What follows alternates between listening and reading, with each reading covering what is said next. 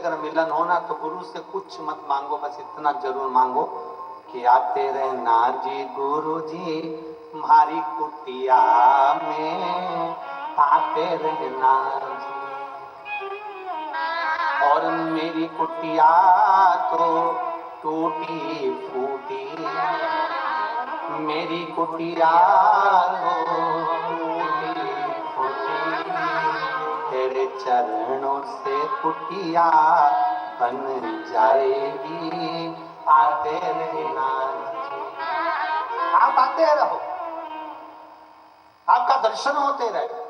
हम शंकर के सम्मुख में पहुंचे तो क्या मांगे? केवल शंकर का दर्शन, क्योंकि शिव का अगर दर्शन हो गया तो शिव महापुराण की कथा कहती है कि शंकर का दर्शन और शिव महापुराण की कथा कभी खाली नहीं जाती है।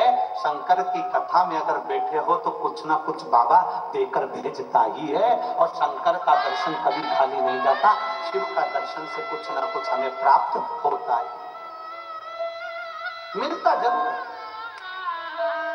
शिव का दर्शन खाली नहीं जा सकता, शंकर की कथा खाली नहीं जा सकती।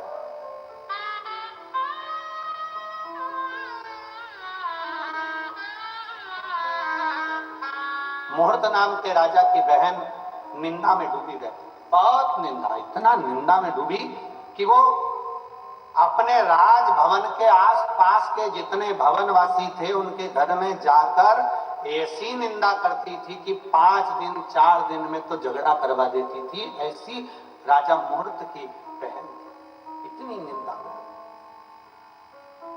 डूबती चली, निंदा निंदा। होता है किसी किसी को निंदा में बड़ा सुख मिलता है, किसी किसी को कथा में सुख मिलता है।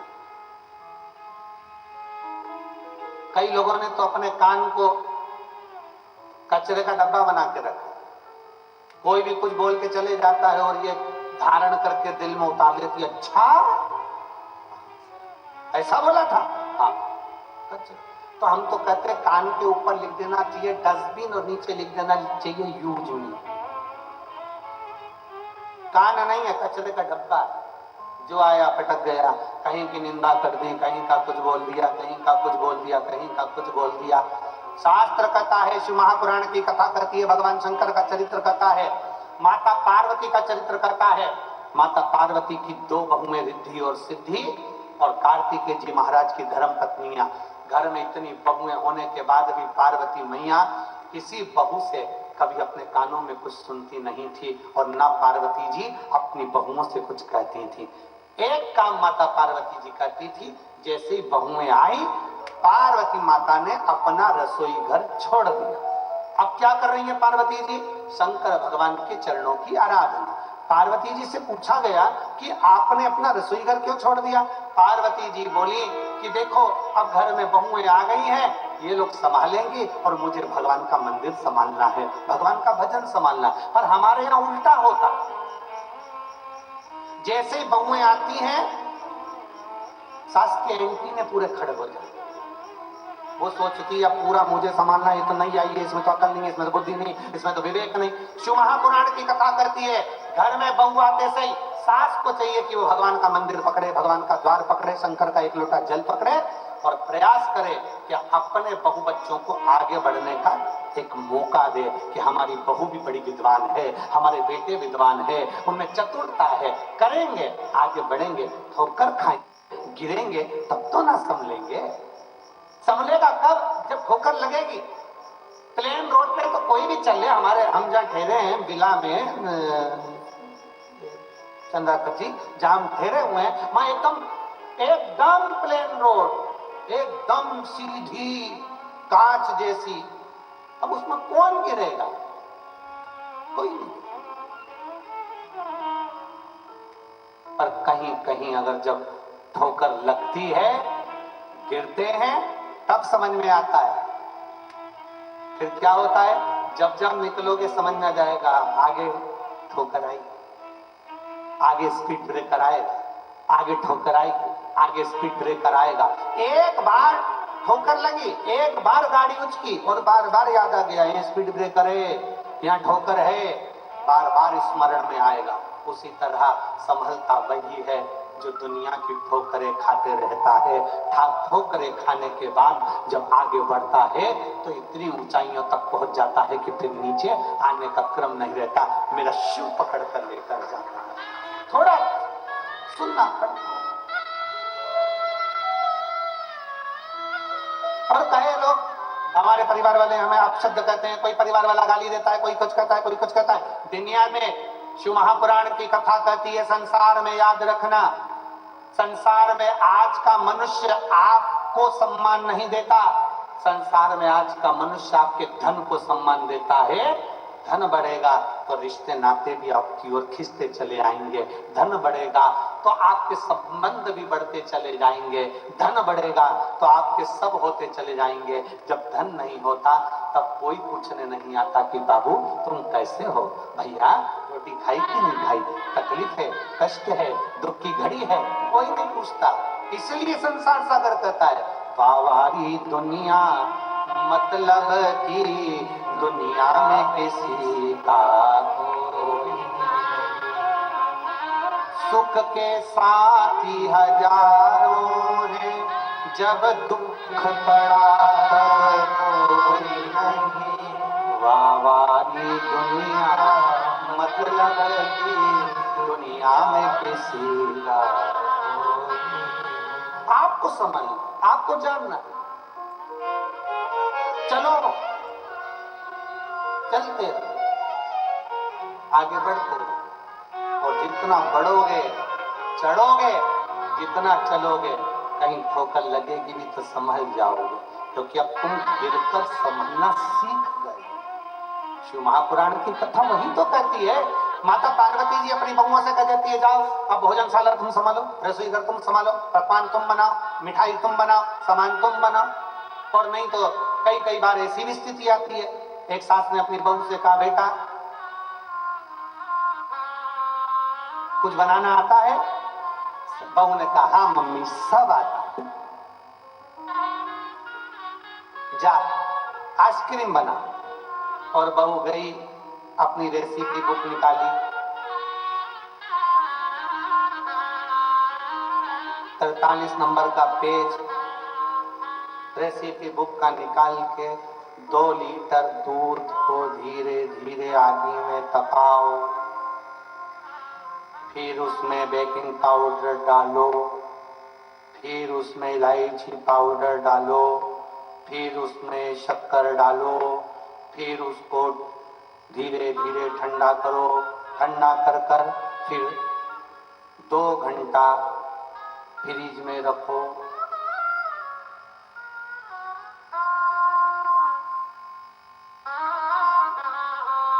तीन घंटे के बाद सास फ्रिज खोली, बहू को आवाज लगाया, बहू इधर आ। हाँ मम्मी, ये मंदिर के घंटे फ्रिज में कौन ने रखे? मम्मी मैंने रखे। क्यों? किताब में लिखा था 2 घंटे फ्रिज में रखो।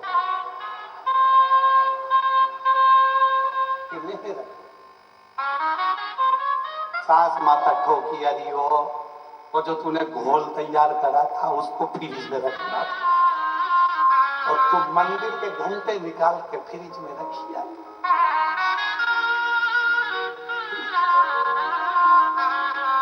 सीखने दो उसको, सीखने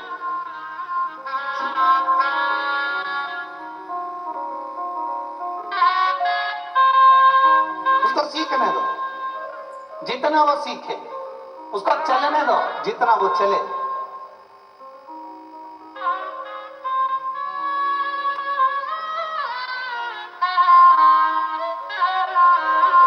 यहाँ अगर कोई राजस्थान के बैठे होंगे ना तो वहां पर एक नियम है, जब नई बहू आती है ना तो उससे यहाँ क्या बोलते हैं हमको तो मालूम नहीं, चिलड़ा बनवाते हैं। चिलड़ा, चीला, चीला मतलब आटे में शक्कर डाल के और उसको तवे के ऊपर डाल के डोसा जैसा उसको बनवाते, मीठा चीला। अब नई नई बहू बेचारी अब बनाए तो बनाए कैसे, और उसको बनाना आता तो बना देती। माँ को बनाते हुए देखा था, उसने गोल तैयार करा और उसने जो तवा पे डाला, और तवा पे डालने के बाद जो फैलाया तो फैला तो नहीं, वैसे ढेड़ा बन गया, ऐसा हो गया। और चीले का नियम है, नमकीन चीला बेसन का, रवे का, चावल का अच्छा बन सकता है, पर मीठा तो एक बार तो वो चिपके, मीठा तो बना के देखना, एक पहले नंबर का तो चिपक जाए कितना भी घी डाल। अब बहू को लगा ये चिपक गया, इसने बहू ने तुरंत उसको वापस निकाला, चूल्हे के अंदर डाल दिया वापस। सास ने फिर पूछा बेटा बन गया? हाँ मम्मी बन रहा है, बन रहा है। 2-3 चीले जब तक खराब नहीं हो जाते तब तक वो अच्छा चीला बन ही नहीं पाता। उसी तरह 2-3 बार जब तक मनुष्य ठोकर नहीं खा लेता तब तक वो उन्नति की सीढ़ी पर चढ़ ही नहीं। तो चढ़ना ही तब है जब वो ठोकर खा ले।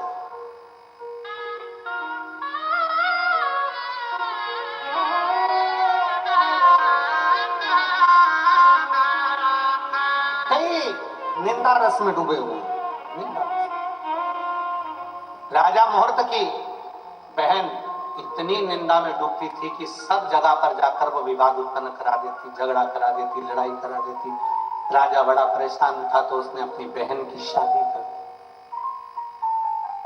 अपनी बहन की शादी कर दी। शादी के बाद बहन को मालूम पड़ा, शादी के बाद जब अपने पति के घर गई तो वहां पर शंकर भगवान की इतनी भक्ति होती कि पूरा नगर, पूरा गांव, उसका पूरा राज्य शंकर की भक्ति में डूबा गया। और शिव महापुराण की विद्येश्वर संहिता कहती है सबकी निंदा करोगे चल जाएगा, और शंकर की निंदा कभी नहीं चलेगी। शिव निंदा सुनना और शिव निंदा करना। शिव महापुराण में वर्णन आता है कि देव ऋषि नारद काम पर विजय प्राप्त कर लिए थे तो उन्होंने जाकर भगवान नारायण से कह दिया था कि जिस कामदेव को शंकर नहीं जीत पाए उस कामदेव को मैंने जीता है। भगवान नारायण की आंख से आंसू बह गए थे, रे नारद तूने मेरे सामने शंकर जी की निंदा कर दी, मतलब अब मुझे भी पशु का शरीर धारण करना पड़ेगा। और वही हुआ। नारद शंकर की निंदा करने वाले को पशु का मुख लगता है और शंकर की निंदा सुनने वाले को पशु का मुख लगता है।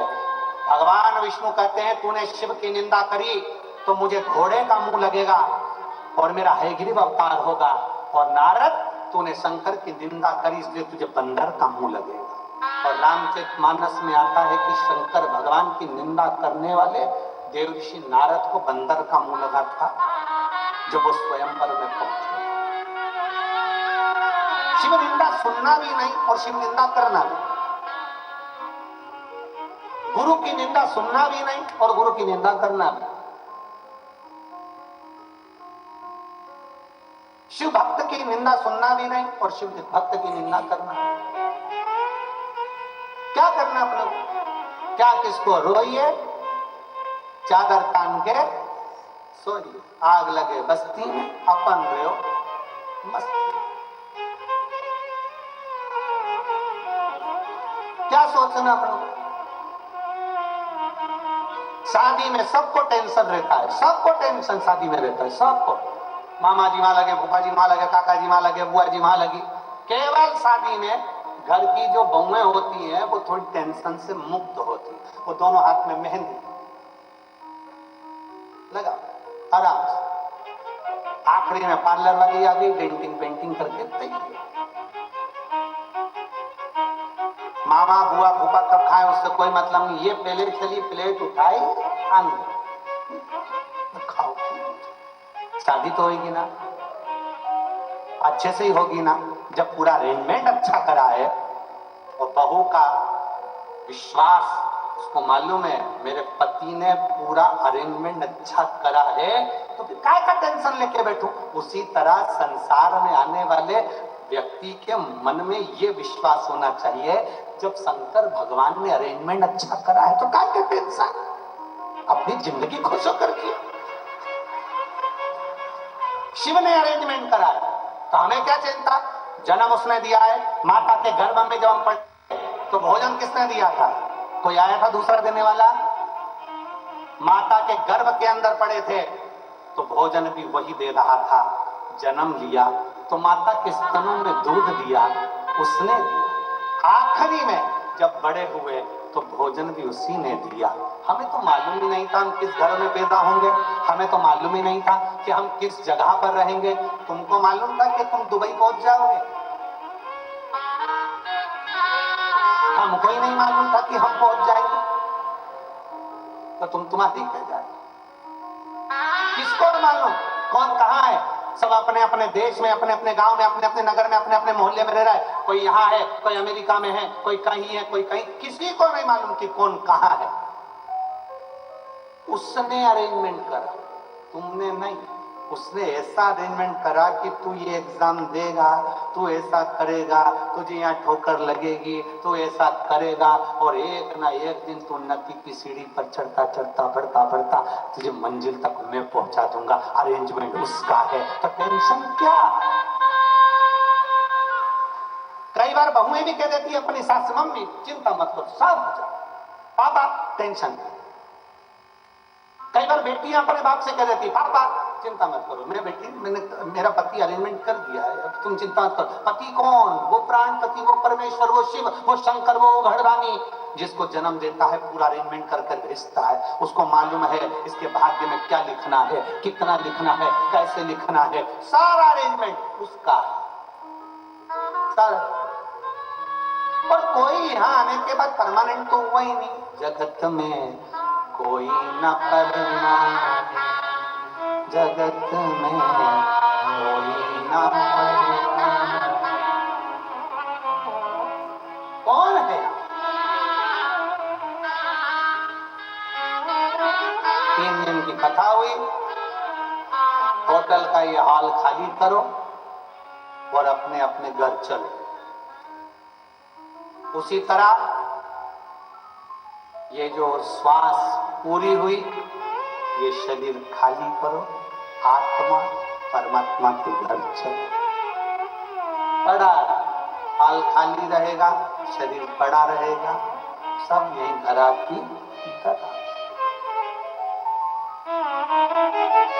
जिसने कर लिया, जो आ गया, समय निकाल कर पहुंच गए, हमें शिव महापुराण की कथा में जाना है। अरे अपने दुबई में हो रही है, जाऊंगी, मैं नहीं सुन पाई भारत में जाकर, मैं यहाँ सुनूंगी, मुझे मौका लगा है, मैं जाऊंगी। दूर पड़ेगा, 40 किलो 50 किलोमीटर दूर पड़ेगा, ऐसा पड़ेगा वैसा पड़ेगा, साधन नहीं मिलेगा, बैठने की जगह नहीं मिलेगी। क्या हुआ? होटल के बाहर लोग जाते थे पहले के समय में, तो फिल्म का टिकट नहीं मिलता तो बाहर का पोस्टर देख कर आ जाते थे, उतने में खुश हो जाते थे। उसी तरह शंकर की कथा में जाऊंगी, उसके दरवाजे तक अगर पहुंच गई, उसका दीदार हुआ ना हुआ, उसका दर्शन हुआ ना हुआ, तो भी मेरा कल्याण निश्चित है, क्योंकि मैं उसके विश्वास पर जा रहा हूं, मैं उसके भरोसे पर जा रहा हूं, और मैं उसके विश्वास पर, उसके भरोसे पर पहुंच रहा हूं। एक विश्वास बहुएं कह देती है मां चिंता ना करिए, पति ने अरेंजमेंट करा है, अरेंजमेंट करा है। उसी तरह ये आत्मा भी कहती है मेरे परमात्मा ने अरेंजमेंट करा, मेरे शिव ने अरेंजमेंट। राजा मुहूर्त की बहन वहां जाने के बाद में भी अपनी अब निंदा कर रही है, तो शिव की निंदा। शंकर के मंदिर क्यों जाते हो? क्या करोगे जाकर? लोटा भर के जल चढ़ाकर क्या करोगे? क्या होता है? क्यों वो सियोर वाले महाराज के चक्कर में पागल हो रहे हो? काय को शंकर के मंदिर जा रहे हो? क्या होगा?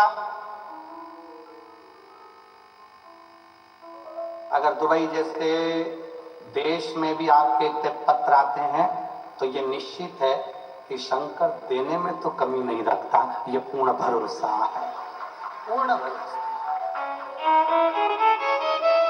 क्या देगा, कैसे देगा, कब देगा, ना हम बता पाएंगे ना कोई बता पाएगा, पर जब भी देगा, पढ़कर, दुख को काट कर, तकलीफों को मिटाकर, फिर मेरा शिव तुम्हारे एक लोटा जल। कल एक बहन ने पत्र लिखा था, गुरुजी हमें पशुपति व्रत करना रहते हैं, पर दुबई में हम प्रसाद मंदिर में रख नहीं सकते, मंदिर में जाकर हम लोटा भर के जल चढ़ा नहीं सकते, क्या करें?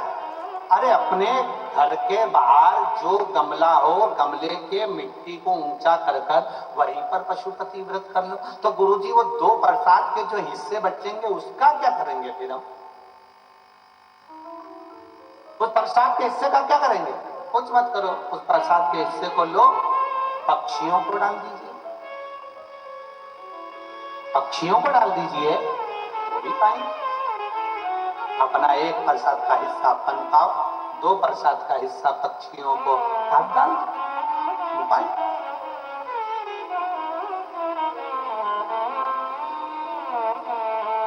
कोई जीव को, कोई पशु पक्षी उसको पाले, उससे बढ़कर क्या चाहिए। क्योंकि अपन अपने जो 2% चढ़ते हैं उसको तो अपन किसी मनुष्य आदि को अपन बांटने दे नहीं सकते, तो पशु पक्षी ले गए उसको, उस बात को ग्रहण। हम हमारे यहाँ शंकर जी के मंदिर में जाकर हम जल नहीं चढ़ा सकते, हम क्या करें? अरे कौन करे, जाओ आप तो अपने घर में, मन चंगा तो कठौती में गंगा।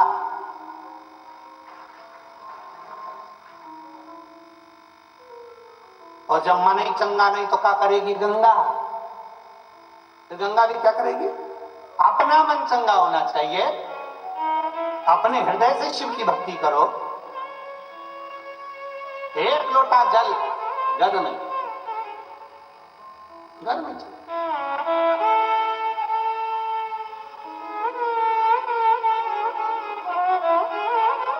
अगली बार अगर आया ना तो तुम सबके लिए इतना छोटा छोटा शंकर लिया,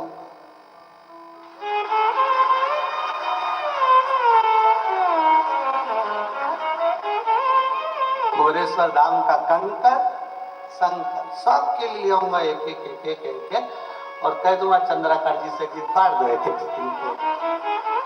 ये सब अपने अपने घर में थाली में भगवान रखेगी, इतना छोटा सा लोटा से पानी चढ़ाएगी, चढ़ा हुआ पानी कहाँ डालने जाएगी? खुद ही पी जाएगी। मन चंगा कठौते में गंगा।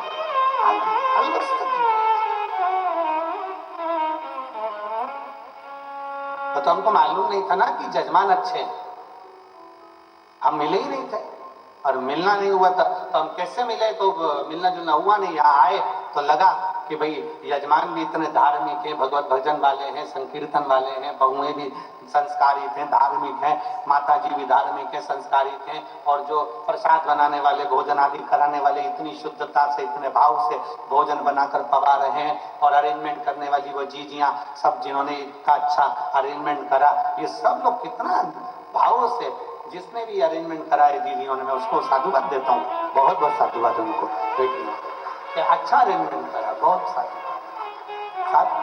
तो ये मालूम नहीं था ना इतना कि इतना भाव, नहीं तो वहीं से चलते ना तो झोले में, और वो चेक करने वाला चेक भी करता, पूछता ये क्या है, कह देते तू भी रख ले इसमें से। जब ये देता है तो छप्पर फाड़ के देता है, ये सियोर का कंकर शंकर है, ये सहज है।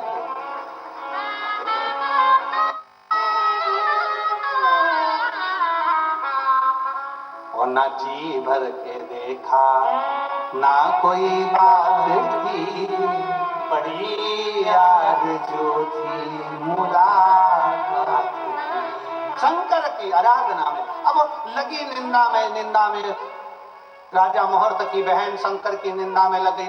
जिंदगी में याद रखना कि सबकी निंदा चल सकती है पर शिव की नहीं। भगवान विष्णु को भी घोड़े का मुख लगा है, नारद जी ने निंदा करी तो बंदर का मुख लगा है, इसलिए शिव की निंदा स्वीकार नहीं है, शंकर के भक्त की निंदा स्वीकार नहीं है, शिव की स्तुति करने वाले की निंदा स्वीकार नहीं है, और शंकर की निंदा स्वीकार है।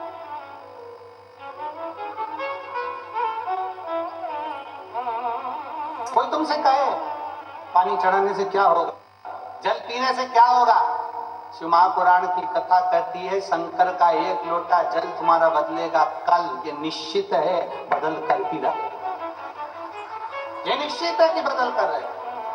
आप चढ़ाकर देखिए, शिव का 1 लोटा जल चढ़ाकर देखो,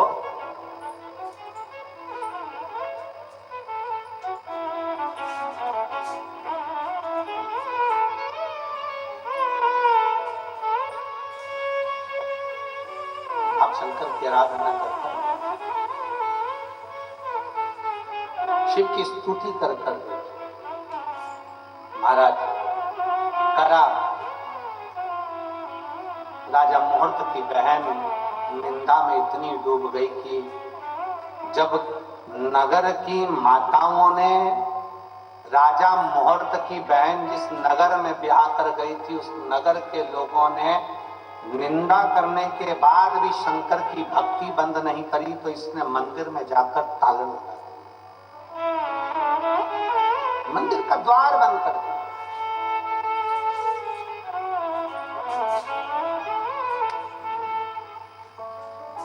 और मंदिर में जाकर जब ताला लगाया,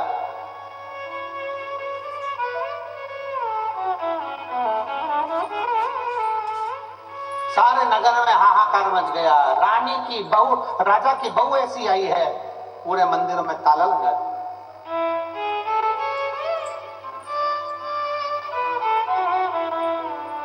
पूरे मंदिर में ताला लगा दिया। क्या करें? हाहाकार मचा।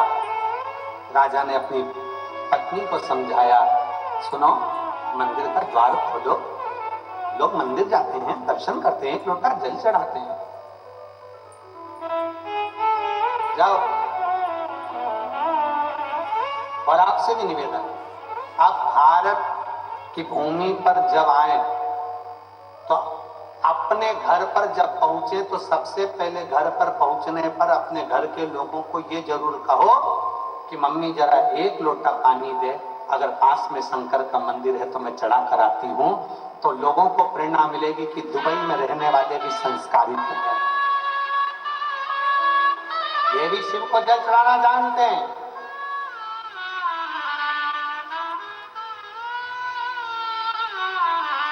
ये भी शिव की स्तुति करना जानते हैं। मुझे जाना है शंकर के मंदिर तक, मुझे एक लोटा जल। आपसे प्रेरणा मिलेगी लोगों को। जब इतने सारे शिव भक्त दुबई की इस पावन धरा पर बैठकर कथा सुन रहे हैं, तो ना जाने कितने देशों को और कितने लोगों को, कितने नवयुवक बेटा बेटियों को ये प्रेरणा मिलती है कि दुबई में रहने वाली ये मेरे भारतीय, ये संस्कारों से जुड़े हुए ये सब शंकर की आराधना कर सकते हैं, तो हम शंकर की आराधना क्यों नहीं कर सकते? हम भी शिव की आराधना करें, हम शंकर की भक्ति करें।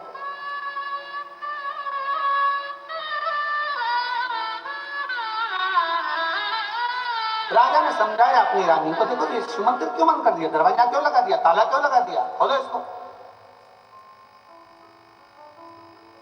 खोल दो इसको।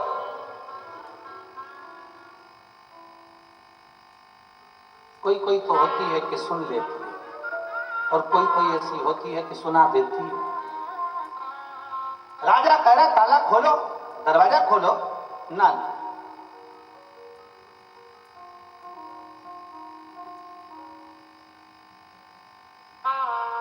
माने ना, वो समझाया, आखिरी में ताला तो खोल दिया, पर जो शंकर के मंदिर में जल चढ़ाने जाता, पूजन करने जाता, राजा मुहूर्त की बहन उस सब को अपशब्द कहना प्रारंभ करती, इतना आड़ा टेढ़ा करती, इतना आड़ा टेढ़ा करती, समय बीतता चले गया, धीरे धीरे धीरे धीरे समय निकलता चले गया, और समय एक ऐसी अवस्था में आ गया कि राजा मुहूर्त की बहन के प्राण छूट गए।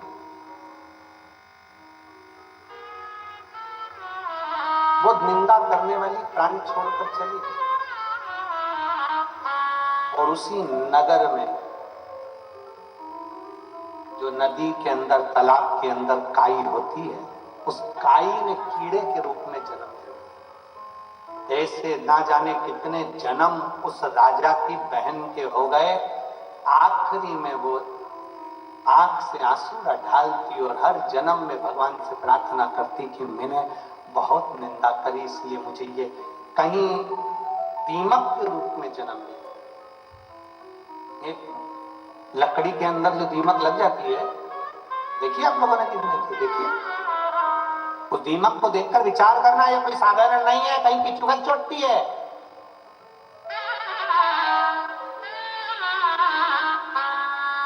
चुगली करने वाला, शंकर भगवान को अपशब्द बोलने वाला, शिव को ताना देने वाला, शिव को आड़ा टेढ़ा कहने वाला, शिव महापुराण की निंदा करने वाला, शंकर को अपशब्द कहने वाला, लकड़ी में जो दीमक हो जाते हैं उसका जन्म पाता।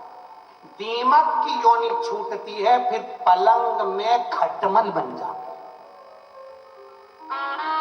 खटमल की योनि छूटती है, फिर माथा में जू बन जाते हैं, जिनको लोग निकाल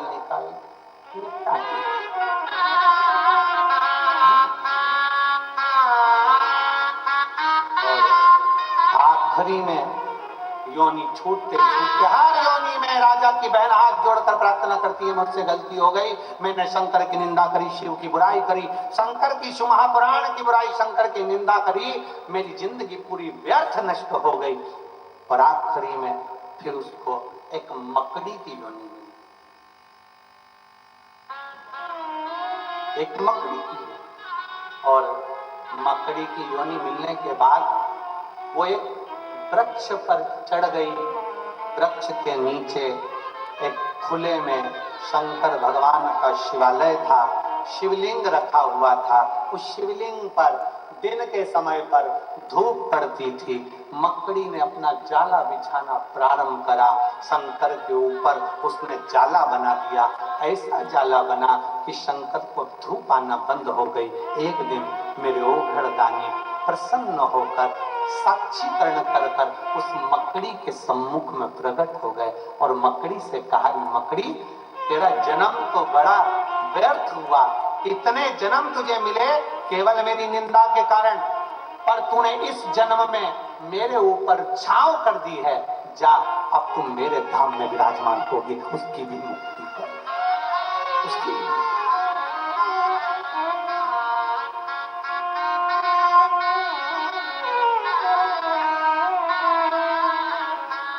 और धीमा बजाओ भोलानाथ, डमरू धीमा बजाओ, धीमा बजाओ भोलानाथ, डमरू धीमा बजाओ, धीमा बजाओ भोलानाथ, डमरू धीमा बजाओ, धीमा बजाओ